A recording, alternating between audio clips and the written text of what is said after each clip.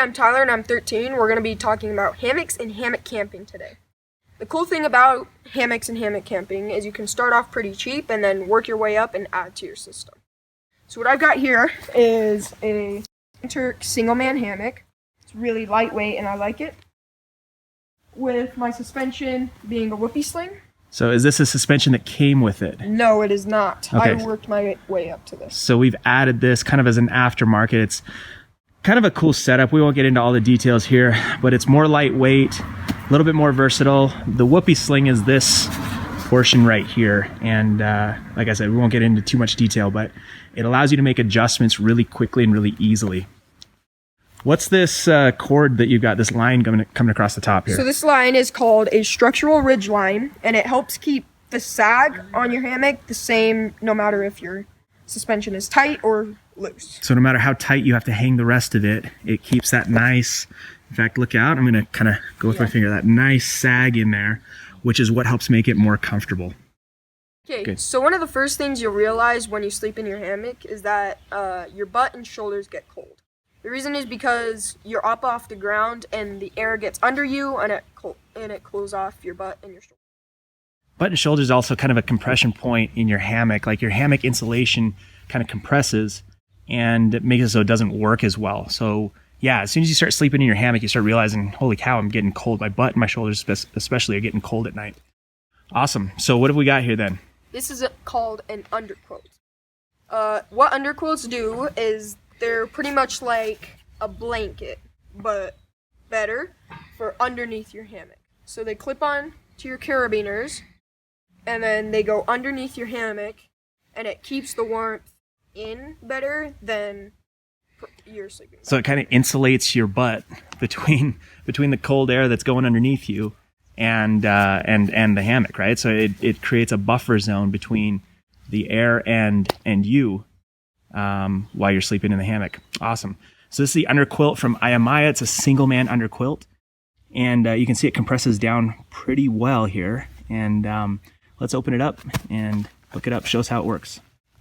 So you uncompress it on all four sides.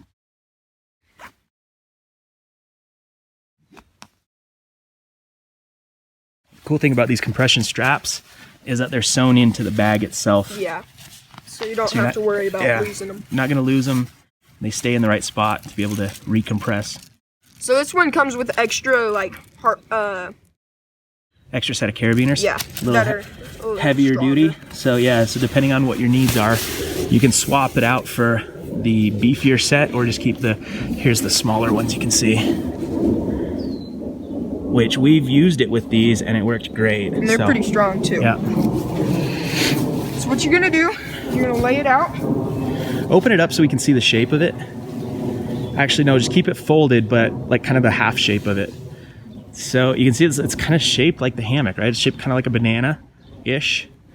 Okay, let's see it. So what you're gonna do, you're gonna take, so it's all connected to this one carabiner.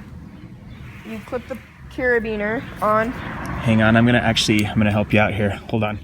We need to run, what we wanna do is run the hammock through this hole here, this gap. So you want it to be on both sides. So you're gonna have to unclip the carabiner from your whoopee sling on that part. Okay. Then rethread it through. You need help? Yep. Okay. Okay, so what you'll do is you'll unclip your carabiner from your suspension. You'll run it through. Sorry, I'm not much help with one hand here. Yeah. Okay. And then you'll clip it back up. And so once it's all done that, you can clip this either to your suspension, like that. I'd put it on the carabiner. Or on your carabiner. So once you got it clipped on the one side, you'll make sure it's underneath. Walk it over to the other side. Unclip it.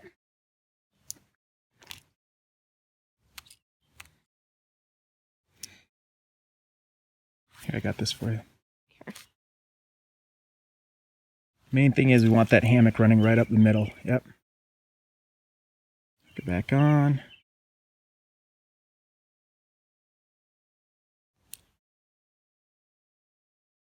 And you'll take your carabiner on there. Make sure the hammock's in there.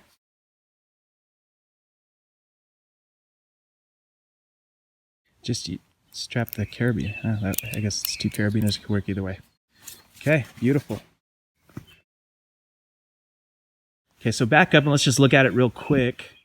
So you can see the hammock, this is like the perfect size. The hammock actually fits right inside the underquilt. And the cool thing about this underquilt is you can see it runs the actual entire length of a single man hammock, or a single hammock we should call it. So very nice fit there. So that means it's going to keep your butt and shoulders warm. It's going to cover the entire length. Let's see what it looks like with you sitting in it.